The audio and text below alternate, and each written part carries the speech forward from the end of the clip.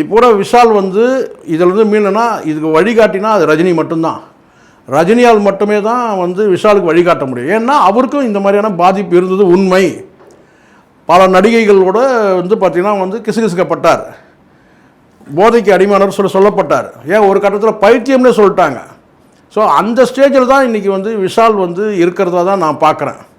விஷால் மீளணும்னா இப்போன்னு கேட்டால் கெட்ட பழக்கம் கூட இருக்கிற நண்பர்களை செருப்பால் அடித்து தொத்தணும் அவங்கள. முதல்ல இந்த குடிகார நாய்ங்க கூட ஒரு 4 நாய்ங்க இருக்குது, அந்த நாய்ங்களை செருப்பால் அடித்து தேர்த்துட்டு ஃபுல்லாக வந்து ரஜினிகிட்ட அட்வைஸ் வாங்கினார்னு வச்சுங்களேன். ஒரு ஆன்மீக பாதையில் அவர் பயணித்தார்னா விஷாலை அசைக்கவே முடியாது. இரும்பு மாதிரி விஷால், நானே சொல்கிறேன்.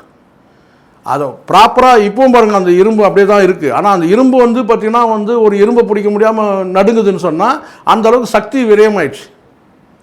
அந்தளவுக்கு வந்து குடி போதையாலையும் மற்ற பழக்க வழக்கங்களால் அவருடைய சக்தி விரையும் போயிருக்கு. அப்போது அந்த சக்தி மீண்டும் கிடைக்கணும்னு சொன்னால் ப்ராப்பர் ட்ரீட்மெண்ட்டும் வந்து ஒரு ஆன்மீக பாதையில் அவர் வந்து அவர் பயணித்தார்னா நான் சொல்கிறேன் கண்டிப்பாக இதுக்கு ஒரே அட்வைஸ்னால் ரஜினி தான் வந்து அவருக்கு அட்வைஸ் பண்ண முடியும்.